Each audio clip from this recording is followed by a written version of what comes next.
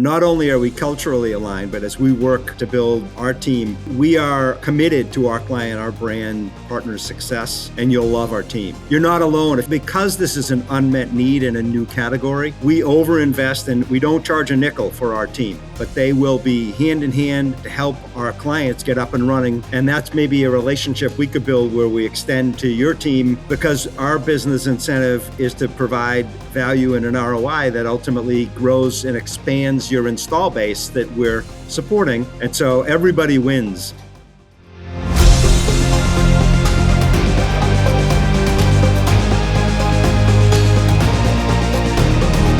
Welcome to the Love Your Brand podcast. If you're looking for real conversations with real people, you're the right place. Let's go! Ken Rapp is the CEO and co-founder of Bluestream, a company reshaping how brands build loyalty, reduce churn, and drive revenue after the sale by owning the product experience. With a career spanning over 2 decades in digital transformation and customer experience, Ken has consistently been at the forefront of connecting technology to real business impact. At Bluestream, he leads the charge in helping D2C and subscription brands solve one of the most critical and often overlooked problems in marketing, the post-purchase drop-off. So there you go, guys. There he is, the man with the plan. He was dropping gold before, and I just said, let me introduce this guy. They got to know a little bit more about him. So welcome, Ken. Welcome to the Love Your Brand Show. Thank you for having me, and I really appreciate it. Look forward to the chat. Good to have you with us, Ken. Absolutely. In Boston, 5 minutes away. What's that mean? I haven't left yet, but I'm emotionally prepared. Just had to hit a quick Boston joke. If you don't know, this is Jason. This is our last 2 podcasts have been Boston. Ken, if you go check it out, we had Scott Wasserman.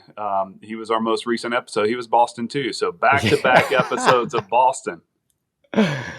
That's right. Well, I'd rather be down in your neck of the woods right now than up here. It's been like below 10 degrees Fahrenheit here, at night. It's just so good to be connecting to a little warmer friends down south. So yeah, man. So we won't rub it in and say winter is hit and it's 54 degrees right now. I had a tank top on. I'm like, what? Thanks for that. I appreciate that. That's good to know. So you've been transforming the post-purchase experience, right, into a revenue driver. That's been your mission. You've been doing it for what, over 10 years? Yep. It's you're not an overnight success, even though you're killing it right now. You've been quietly in the background, masterminding this whole thing and really cultivating this idea and developing it. And now you even got more you're bringing to the table. So talk to the people. Give the people a little more insight on what you do, Ken. Yeah, great. Thank you so much for having me and our sort of our company on and to talk about what we're up to. We've been quietly heads down, just trying to help some of our client brands connect to their customers around that product experience. And if you look at the landscape, we all have invested in pre-sale customer acquisition, and we invest a lot from campaign systems and CRMs to our website experiences. We have online stores we've invested in, and now we can even track the package all the way to the doorstep.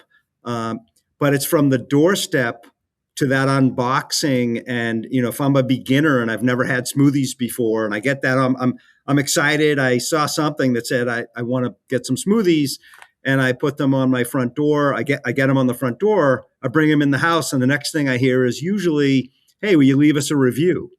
And I might not have even opened the box yet. And then here's another coupon for buying your next box. I still haven't unboxed it yet. And then what might happen is I don't even know that I'm supposed to have almond milk before I open them. So I open up the smoothies and have the wrong ingredients. And so we've all faced this void post-purchase from the doorstep till we're delighted. We call it the doorstep to delight phase of product ownership. And that struck us as we were So the way it all started really was because I'm a rock and roll guitarist. I am only 35 inside this body. And man, I love playing my guitar, and don't tell my wife, but I got another guitar. I have a few, and like I'm using this guitar. It was going great. And then this time of year, December, January in the Boston area, it gets cold and dry. And the guitar had formed cracks on the face of it. My beautiful guitar, and actually was chatting with another friend of mine who plays guitar, and we were like, why didn't the product have a connection back to the manufacturer and the retailer to like help me proactively, tell me that it was in distress, and I ought to be, even though I had a lot of guitars, I never had a guitar that was susceptible to the dryness like this. And so I actually have that guitar on my wall with its cracks because I have other guitars to play. And it's just, we've all bought products where if we're a beginner particularly, we didn't quite know how to get the most out of that product. And so it started in music. I'm really psyched to share with you guys.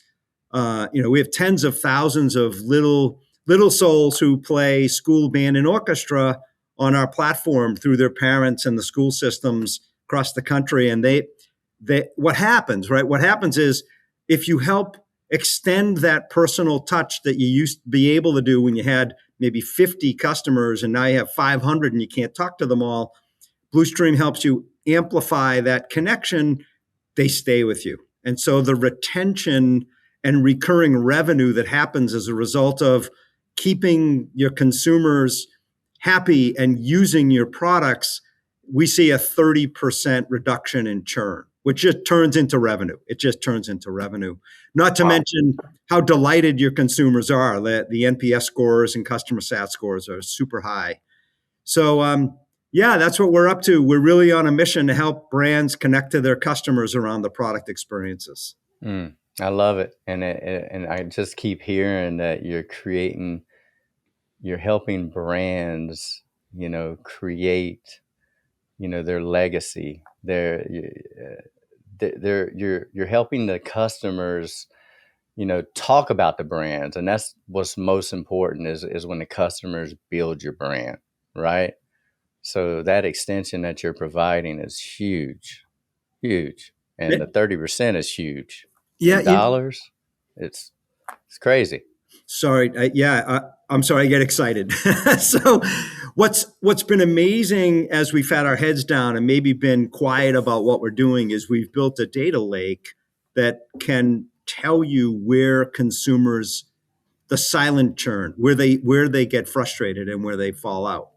And so that powers the creation of a particular product category's journeys, which are a proactive 30-day, 90-day, 180-day experience from your brand.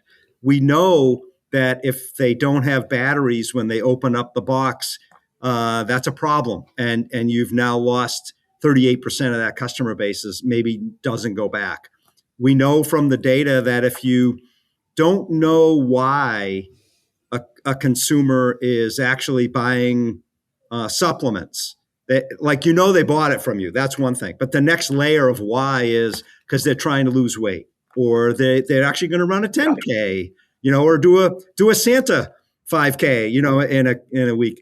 And if you knew that extra piece of information simply by asking and supporting a relationship with your content that you've already got on your websites, you'd actually move down a path of, hey, how's it going towards your objective or your goal, rather than just, hey, we have a special going on around the holidays. So we see incredible conversion rates because the segmented audience that we can get to from asking a few more questions and having a connection that is really around the product experience, it creates loyalty, as you had said, Jason, and it changes the game on revenue drivers and on loyalty. We're all about trying to take the average consumer or the consumer that might be churning and create more super consumers for a business. And it's all driven by the data. Yeah, you are nailing it by focusing on the customer experience. it's too often, I think businesses, they're siloed in their responsibilities. You have your marketing team that's focused on marketing. You have your sales team that are focused on sales. You have everything that's siloed instead of everyone being taught. It's all about that customer experience. How can we delight our customers? How can we be there every step of the way? Anticipate every question that they're going to have, anticipate every need that they have. And something you said jumped out to me there, where it's not about that they want a smoothie or something like that. It's the why behind it.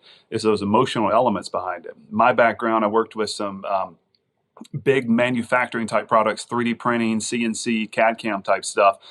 Multiple $100,000 pieces of equipment that can mill and fabricate and print things. You can get into the features and the benefits of how precise they are, but it's not about those features and those benefits. It's about that outcome, with your customer. And so how do you delight that customer through it? When Jason and I had the pre-call with you, a lot of those aha moments, those light bulbs were just going off for us because we typically build the business around getting that sale. And once that sale happens, we move to the next one. Who's the next person we can get to buy our product? As opposed to, that's actually a starting point for pretty much phase 2 of the relationship, if you want, like you're talking about, for customer retention and customer loyalty. And, a quote that always stuck with me was the fortunes and the follow-up. And, essentially what I'm hearing you say is kind of resonating around those lines to where it doesn't just stop. How are you going to follow up? How are you going to nurture? And so my question for you, Ken, is like, let's say my business, I offer something and I realize that there's a need for what you have. Walk me through the steps of, what does onboarding look like? Are you working with me to identify my avatar, my ICP, and what kind of messaging? Like, what does it look like to work with you? Great. And can I make a quick comment first? Because what you triggered is so amazing. We actually all know in a few software products that we live with, like take Netflix, for example, at home. My wife and I watch some series, and then it comes up and asks me, because it's a digital interface. It says, "Did you like this?" And I can click, we love that. She loves murder mysteries, And so we get into, they recommend the next series and we convert, we watch them, right? But on a physical good, like a box of smoothies or a guitar or some supplements or some beauty products, it's a box. The digital interface is actually not there. It's a piece of paper in the box or the label on the side. And we really shine in that environment around. So I think of it like my GPS, I am old enough to know what a paper map is and use paper maps to get places. But even going to my son's house, who I know where it is, I run the GPS. I don't know where my paper maps are anymore. So we're really all about, think about bringing a digital interface using text messaging and SMS or internet messaging or WhatsApp. It doesn't matter to us. Our cloud will drive the relationship through mostly mobile devices. And what's cool is, think of it like it's now a digital interface to your physical good, taking the quick start guide or your startup guide and turning it into a nurturing sequence over 30 days. And you got them. You are absolutely connected. And to answer your question, it's that's why we've had our head down. So we could get together and in less than 5 minutes, you'll have, you put in your company name and you put in a product name you want to run a trial with us on, and you can actually add some other prompts to what we call our journey builder. And in less than 60 seconds, you'll have, so we work together to talk about what's going to happen. And what happens is the journey builder goes out to all your publicly available content. You can also point it at your product information in the prompt. And then it looks at our data lake and it will combine those things and give you a journey that can be executed on our platform, within that day. So now what we recommend is give it a try. Take 500 consumers, the way you have them now, and we'll just run the next 500 with our system, and you'll get data, and you can start to see the differences over 30, 60, 90 days. That's the window we like to play in. And you will just see a higher retained consumer, more repeat sales. And we also see a 20% uplift in average order values or annual orders all the way throughout the year, because now when you know the why, that I'm actually going to run a Santa trot or a turkey trot, but not, that would have been Thanksgiving. If I'm going to run a Santa, whatever you call it, maybe I need a little protein with that smoothie. And the company sells protein, but didn't know that I actually am a really good candidate for a little protein added to my smoothies because I'm running a 10K or a 5K. So it's those insights that you get around the data that just drives increased revenue. So not only do you get the revenue uplift from retaining repeat buyers, you're going to create this loyalty, super consumers, you just amplify that, but you also get the cross sell that are very relevant products and services you may already provide in music lessons for the beginners who aren't playing enough. Because we simply ask the question, how often is Sally playing her new violin for third grade in school band and orchestra to the parent and say, well, I'm having a hard time. Oh, maybe you want some lessons from our store. And the conversion rate on that is super high. So back to your question, Jay Hill, it's like super easy to get started and then run the tests side by side. And the benefits are not only the retention, but it's revenue, and then all the product insights you get if you're a manufacturer. Imagine knowing the habits of your consumers, like for real, without having to run a survey, and get some static data and see if you can figure it out. It's live data in our database available to our clients. That's fantastic. I think too often we forget the gold that we have in our actual customers and our clients and what they offer. And they'll tell us what they want. They'll tell us what they need. They'll tell us how they like to be communicated with. They'll tell us everything.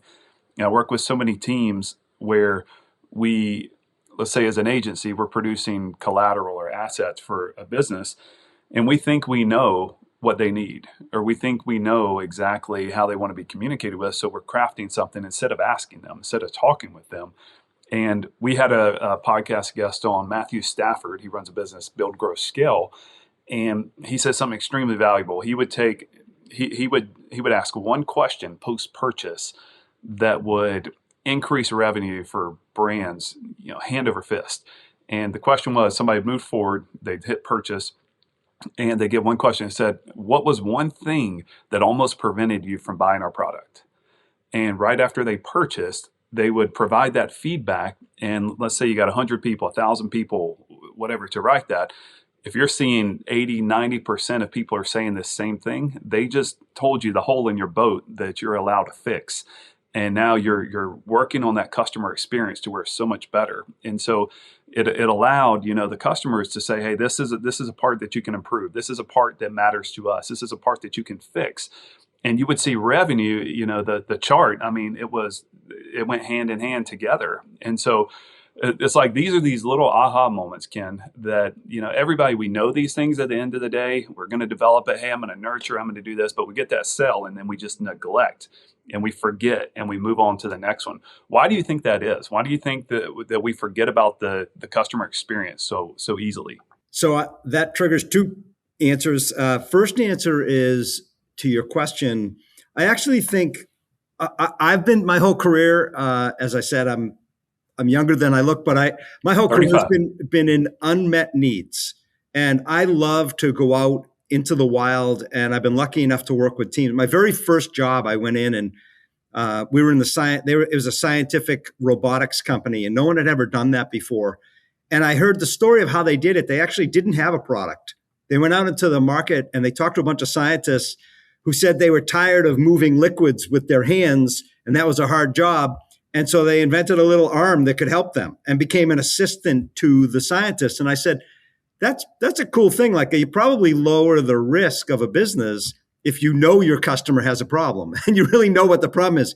I don't think there's been a great scalable solution to the post-purchase ownership area. It's a new category. It's kind of sitting in between customer acquisition and customer support, that ownership area. So really, now if you're Apple, you've solved the problem. I got a new iPhone. It did a great job asking me, is this your Network. Yes, it is. Great. Well, grab your old phone and bring it over here. And I brought it over there. And it says, now click the button and I'm going to bring all your data in. It was like, wow, that's a wow experience, right? That's a Yeah. software digital edge for your software, right? But if I'm a provider of smoothies or beauty products or wellness products for my pets or people, they're physical goods. There isn't a digital edge. And so I don't think it existed in a scalable way.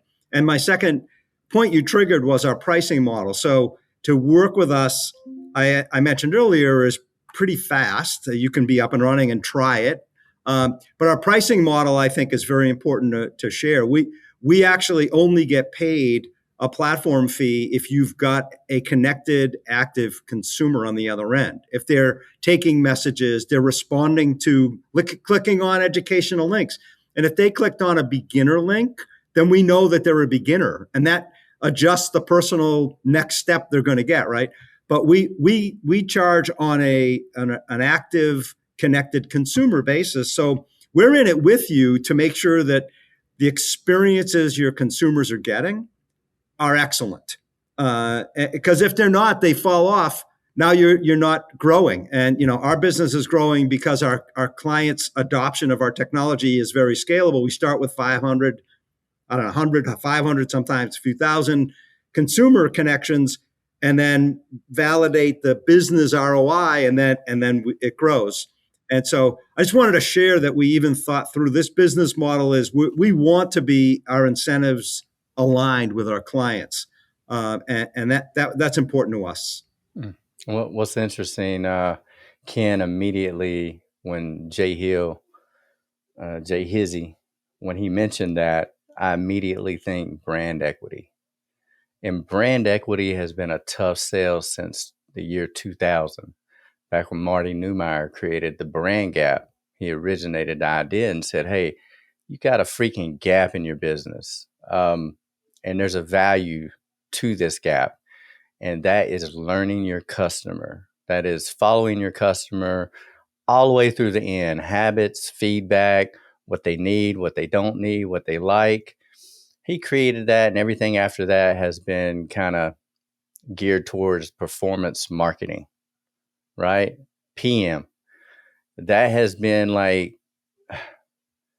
that's been the mainstay since then. Everybody's driven by performance marketing. So it's always been a tough sell. There's always a lot of gray area when you talk about brand equity, building your brand for the long game. What are you going to look like 5 years down the road, right? Everybody has been trained through social media, through peers, through other marketers, that they need to build a business in 6 months and it's going to generate, $6 million, and then they're going to sell it and, be working from an island remotely, right?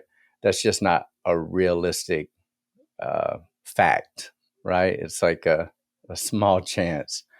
So I think that's the biggest thing that I see that you've created is when you're coming up with the formula for brand equity, you've actually developed a sense to bring measurable data. It's one piece of it. It's not the full piece, but it's like a cherry on top, man. Because, when we're talking with companies about doing things to increase brand awareness, to drive customer loyalty, feedback, not necessarily it is always trackable where, hey, I spent, $1,000 and I got back $2,000. It's like I spent $10,000 and over 5 years, I'm going to turn that $10,000 into $500,000, right? It's hard for people to understand that and invest in that. They're looking for immediate gratification. And to me, the piece of the puzzle that you solve, Ken, is I think is tremendously valuable for any organization, right? Because that's always the toughest sale is building a brand. They all want to drive. They all want to see performance.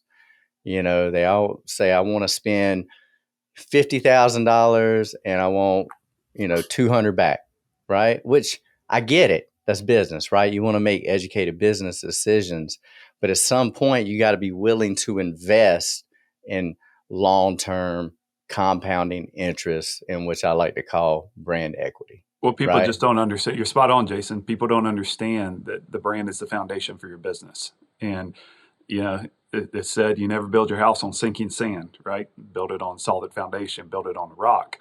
And a lot of times the brand, a business starts, maybe they produce a lot of success, but they never built that brand. So it's like you get 5, 10 years down the road, you made some sales, but now you start declining because that brand was never established. When people are saying, who are you? Who do you stand for? What is it that you serve? How do you make my life better?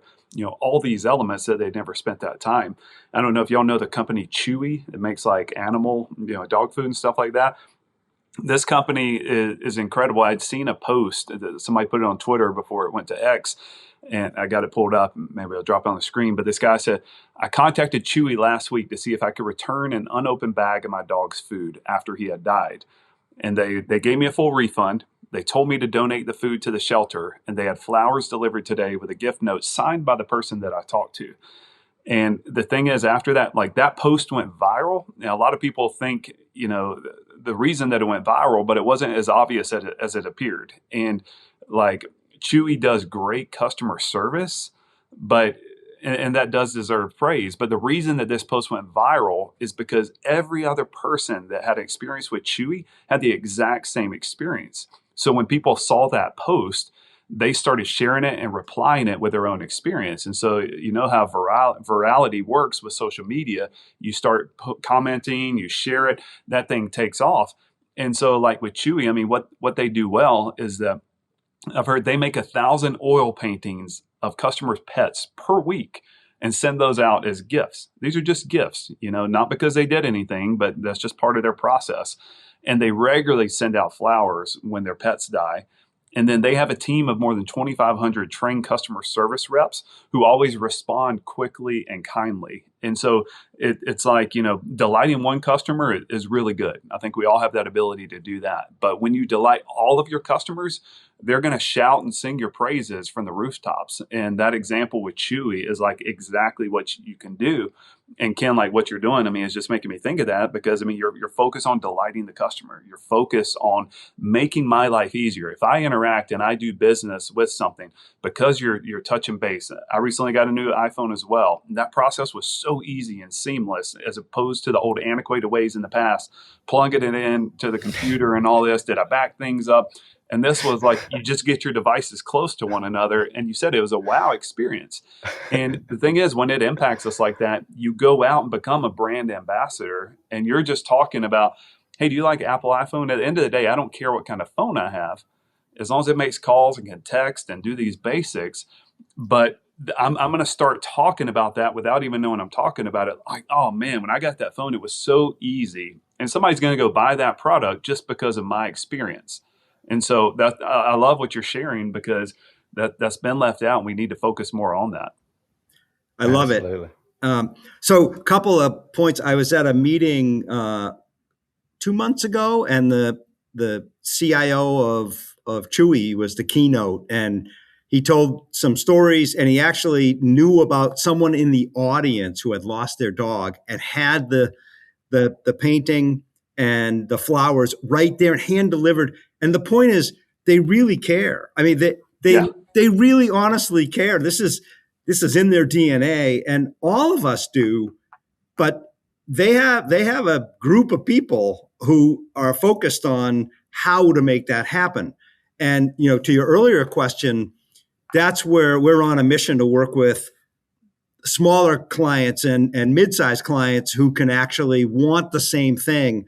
And we're not Chewy, but we're inspired by Chewy to be on that path.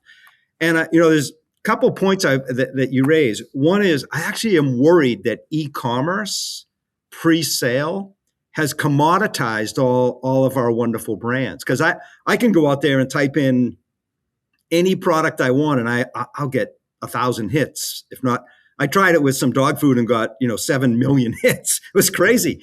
So what do you do if you're a brand, or you're trying to keep your brand position? As you were saying, Jason, I believe the battlefield has moved to post-sale. That's where you can differentiate with a personalized connection to your consumer that's really value added, not just personalized selling, but it's personalized like Chewy does to understand your customer, your consumer, and why they bought your product and how they're using your product, how often they're using your product, adding complementary products, et cetera. And then I have a really cool stat.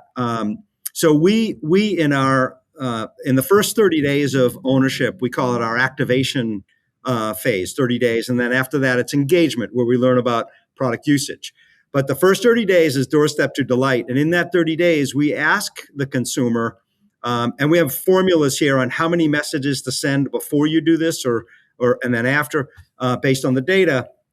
But we always ask the consumer, how are we doing? The brand, this is the brand's voice, not ours, right? So we're powering that question at the right moment in time. And quite often, they're not 100%. So we ask a scale of 1 to 5, and anything below 3, we route into a remediation little journey, we call them. So we'll ask, can you help us understand why not, and have A, B, or C, or enter in whatever they want to enter in, and 93%, amazing number, engage in that next step. So as a consumer, I bought something. I don't know whether I'm a week in, 2 weeks in, 3 weeks in, based on the product I bought. And I get asked by the brand, like, how am I doing? And I say, okay. It's okay. I'm not a 5, and I'm not quite a 4. And immediately remediation, and 93% of the people 3 and less actually engage and want to get the help. They want to be successful with our products when we sell them. So, and my last comment I make about all of this is, AI has actually unlocked speed to market with all of this, because it's more about the conversations that can take place now in an intelligent way around products. Like if I go to a ChatGPT or a Claude or a Grok or something, and I tell it to go to I ask a question about a particular product, I can get answers. And we're now powering under the covers with what we call the guardrails up, so that now not only is it a proactive journey based on the data we have from doorstep to delight, and then all the usage and habitual behavior that we learn about, but now the consumer can actually start engaging, and our brand clients have a new channel. And the new channel is that brand equity. It becomes amazing. And I'm super proud. Again, we only get paid if our clients have connected consumers. Over 90% of the consumers who have started on BluStream powered journeys are still on there years later. 90. That's how we measure retention on our platform. But what it really says is that our brand partners are like delighting their consumers. That's what it's all about. 100%, 90%. I mean, it sounds like you're doing something right, Ken. Those are good numbers.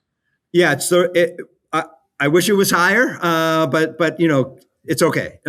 It's Chewy class, in terms of delighting consumers around their products. As you were talking, something that I think was really good, really important, is you said with Chewy they really care, and now with everything's digital, e-commerce, people can hide behind a brand, and you can craft a brand voice, but they really want to see that human element and that authenticity and the fact that you truly care. And I think because Chewy does it consistently, and they have a system, but it's not just they're just doing it and going through the motions. Like branding is all about feeling. Branding is all about emotion, to where when you have an experience, if we're talking about the customer experience, you feel everybody wants to know you, empathize. I mean, losing a pet, it's a sad thing, and you need some empathy and some sympathy. And they're an example of a good brand that truly is empathetic all along the customer's experience. And you can see through the crap when somebody is inauthentic, when somebody truly doesn't care, when they're using more of their mouth than they are their ears. And I think there's a reason we have 2 ears and 1 mouth. And if we use those ears and we listen and do a lot more focus on listening and understanding, we're going to be able to give exactly what they want. For you to share those numbers of 93%, when we make a transaction, we did the research and we're justifying the reason that we're choosing one vendor or one product over the other, because there's competition all over the place. And we don't want to hop back and find a new vendor or a new product. We want to make it work. And so, it's unfortunate when a lot of businesses, they're not asking, because their end user, they're over there, I think, waiting like, hey, just ask, let me help, just let me share my experience and what I need. And they want to stay with you. I think when we lose somebody, it's because we're really not listening to their core needs. I'll share a story with one of our customers. She said to me when she first started her business, they sell a probiotic for dogs, and she that's her passion. That they really want to help dogs have better experiences with digesting food, and so they've built their own probiotic. And we hear this across the board, whether it's with supplements or we've been working with some CBD companies and beverage companies, and just any functional wellness products we just are committed to. It goes all the way back to my science background.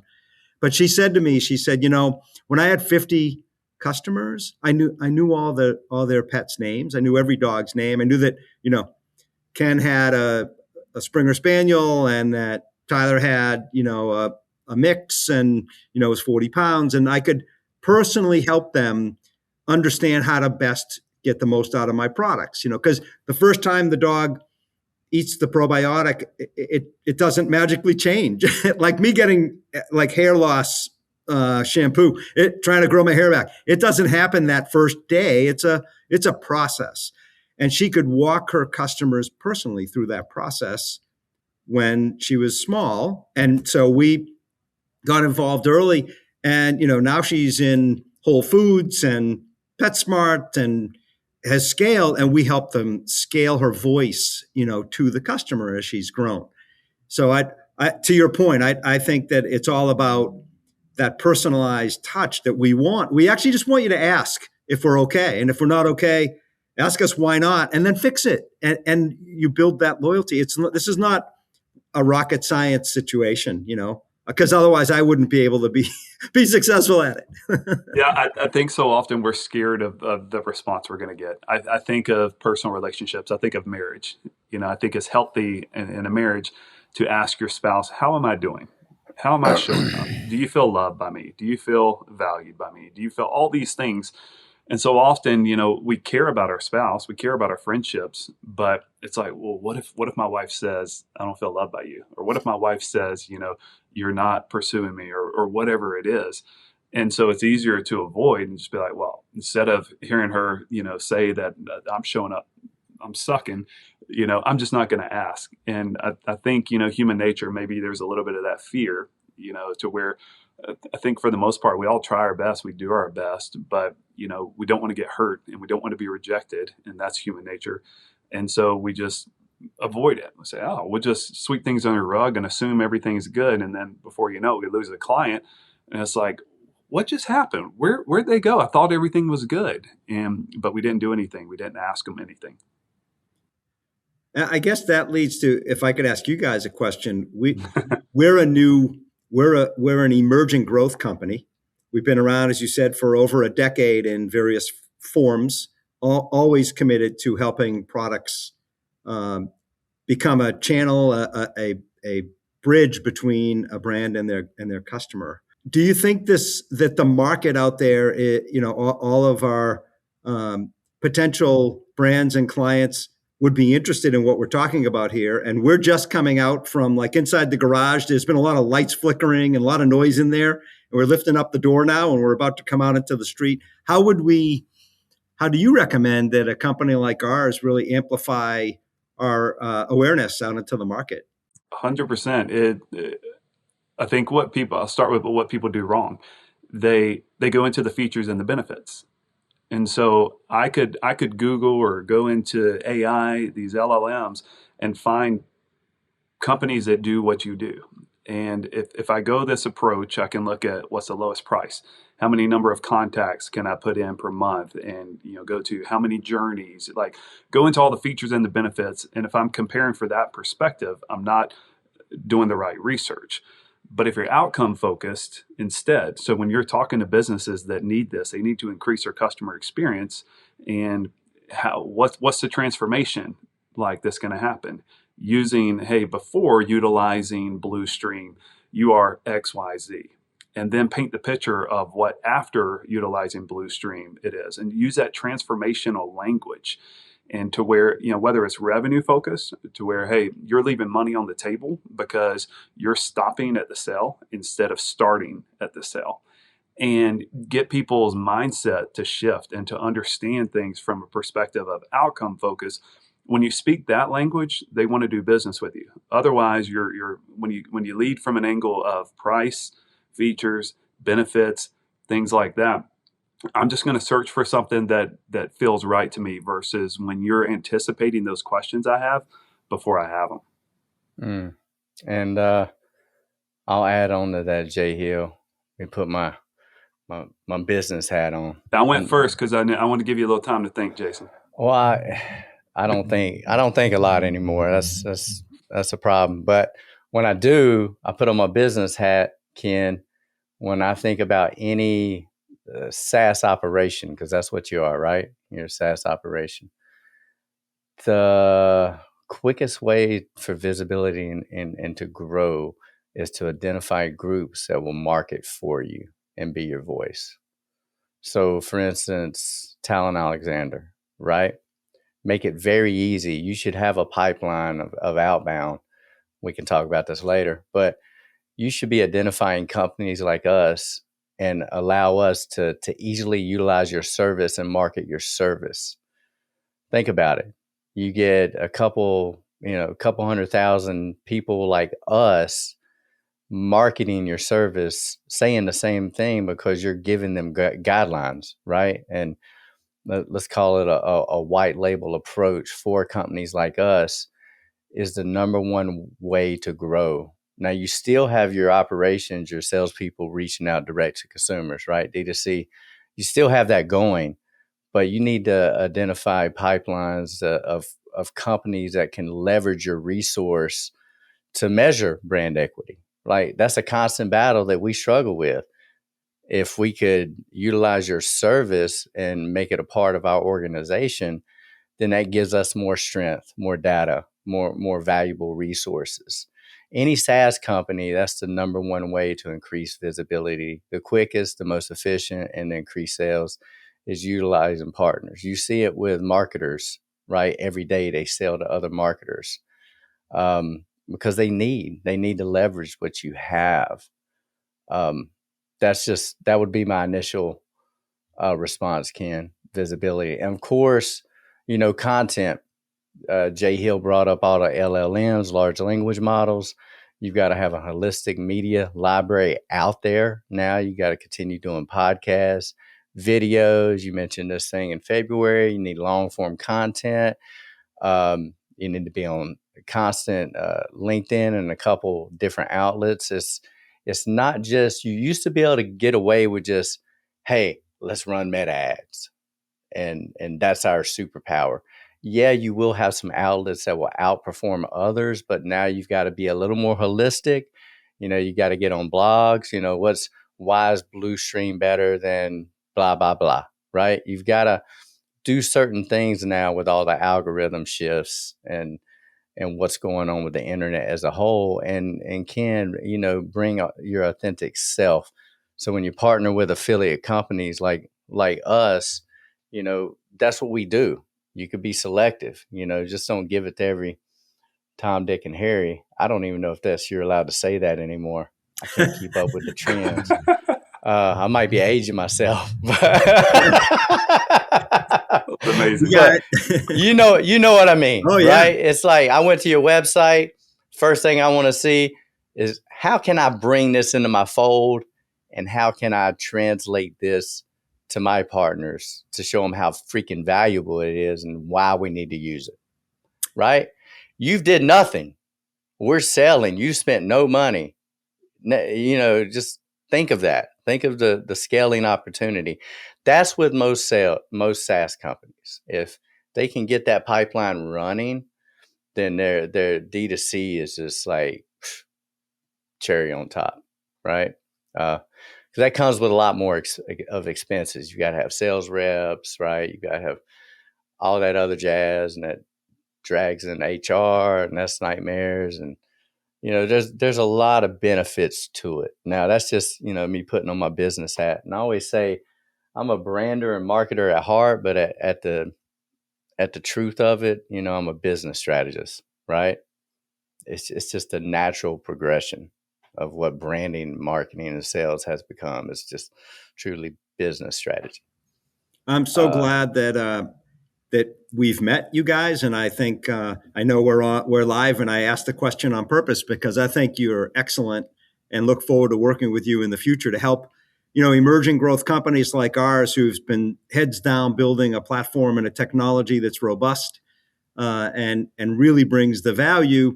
We're good at doing that, so we should keep doing that and not do what we're not great at, which is the go-to-market side of it. We have talent on our team for sure, but not to get to the levels as quickly as a founder CEO like myself would want to get to. And so, thank you for your answers. I really look forward to working with you in the future. Awesome. Yeah, Appreciate that, Ken. we appreciate it. Jason, I like what you shared because kind of what I was sharing was going back to the brand foundation. It's like, make sure your language, make sure your messaging is focused on your audience and not on yourself. Because too often we talk about ourselves, and like difference between good marketing and bad marketing is when we talk about ourselves. Good marketing is when we talk about our audience. And, prevent the problems you're going to have down the road of fixing your messaging now and fixing that language now.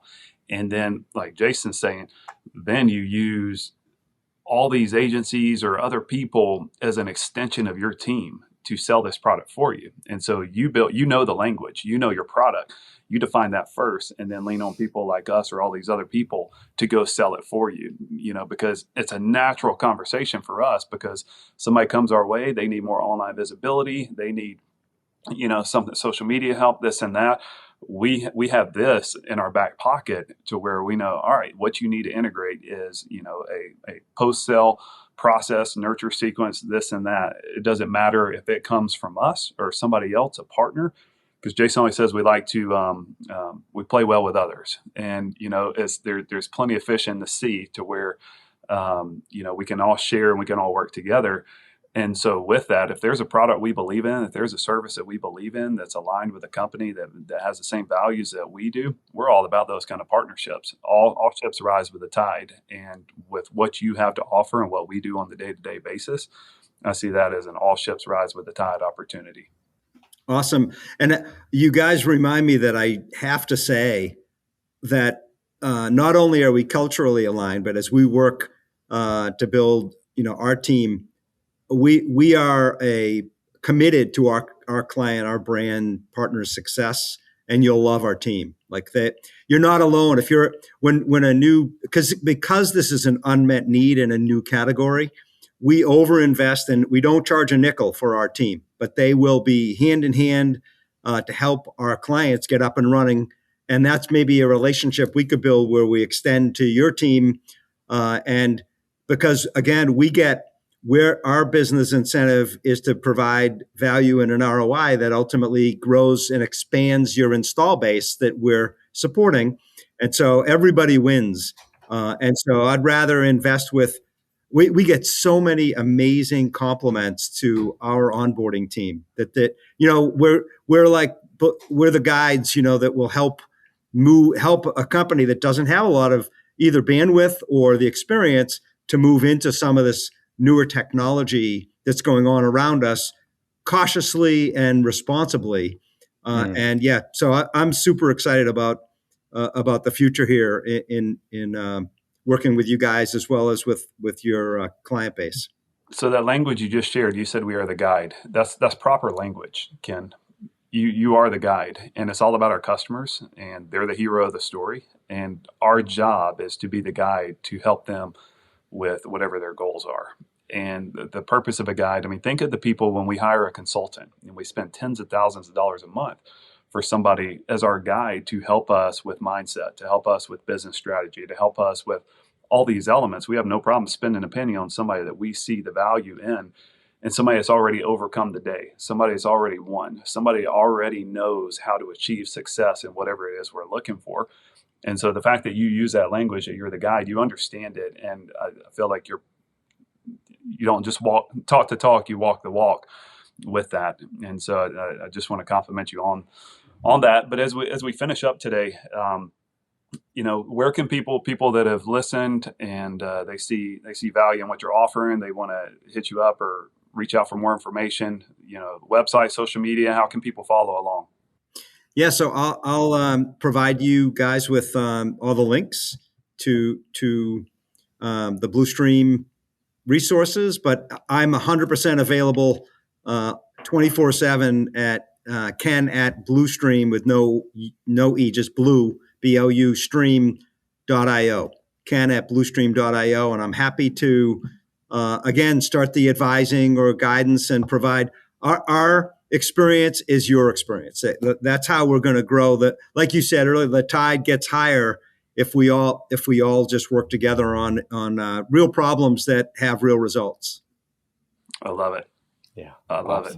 Awesome. Well, Ken, we appreciate your time today, man. This was eye-opening, enlightening, and I know our audience just enjoyed your authenticity, the things you shared.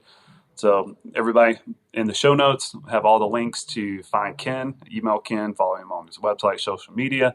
But Ken, thanks for your time. We look forward to continuing the conversation. Ladies and gentlemen, thanks for joining in for another episode of the Love Your Brand Show. Peace. Peace. Thanks for listening and joining us on the Love Your Brand podcast. Stay tuned for the next episode, and remember, share the love.